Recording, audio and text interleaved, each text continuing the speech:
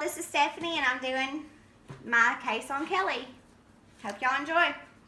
Hey, Kelly, how are you today? Good, how are you? Good. Did you have a chance to go over the consent forms I sent home with you? I did.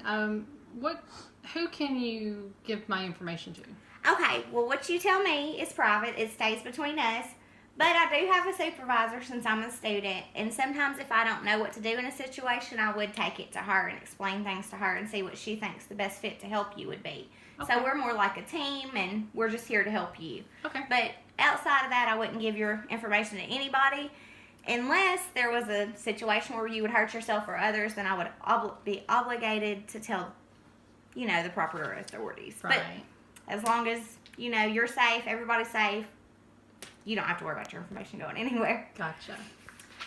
Did you have a chance to fill out your demographic stuff I gave you last time? Yes, ma'am. Okay, I'll have a look over that. If you could just sign your consent forms for me. All right. Thank you so much, Miss Kelly. Thank you. All right, now, for what you have going on, you have some depression and some marriage problems. I think that cognitive behavior therapy is going to be the best fit for you. We will need 16 to 20 sessions. And on top of that, I think you should try some marriage family counseling with your husband just to ease some of them problems. Right. I'm going to ask you first, how was your childhood? How was your parents' marriage? It was good for a while, and then my parents split up when I was 12. Okay. And did they remarry, or? My dad's remarried 3 times already, yeah. Okay. And now your husband, is this your first marriage? No, ma'am, it's my second. Okay. How old were you when you first got married? 21. All right. How long have you and your husband now been together? 6 years next week. Well, that's a pretty good term there now, isn't it? Mm-hmm. All right.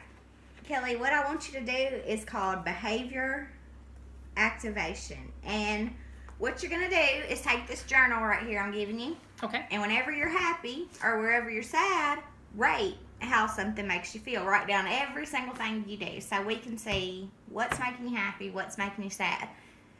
The goal is to have more times that you're happy than when you're sad. Right.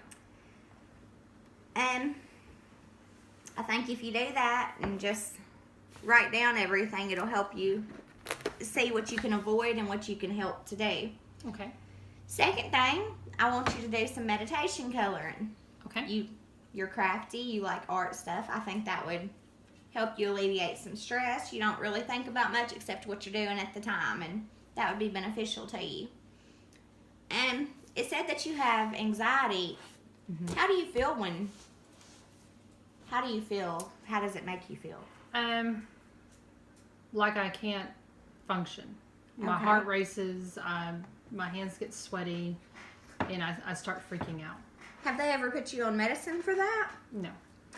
I think after we check your lithium levels, we're going to assess that and see if maybe we could put you on something to help you a little bit with that. I also want you to practice breathing techniques. It's on the handout I gave you. Okay.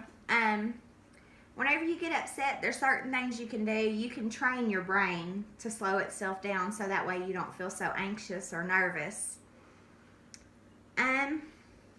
Is there any other questions you have for me? What can I do to explain my anxiety and depression to my family, or my husband, who really don't understand? That is a great question. That is a great question. And what I can tell you is people only see from their perception.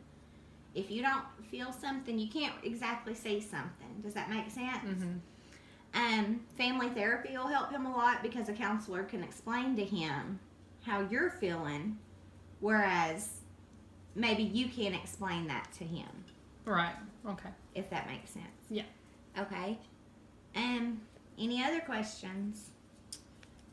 Can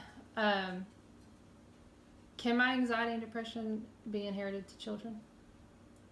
There are so many studies on that. The short answer is yes. But if you learn to control your anxiety and depression, you can help your Teach them. children control their anxiety and depression. Okay. Yes, ma'am.